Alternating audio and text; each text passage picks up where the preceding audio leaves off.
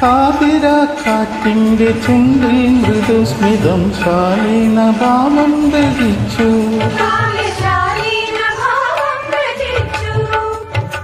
ഇന്നീ പകൽ പക്ഷി പാടുന്ന പാട്ടിൽ ഓരോ കിനാവും തളിർത്തു.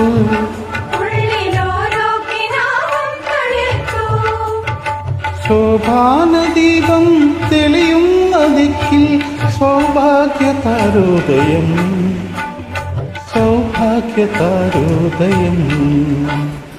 സൂര്യാംശു ഒരു വയൽ പൂവിലും വൈരം പതിക്കുന്നുവോ.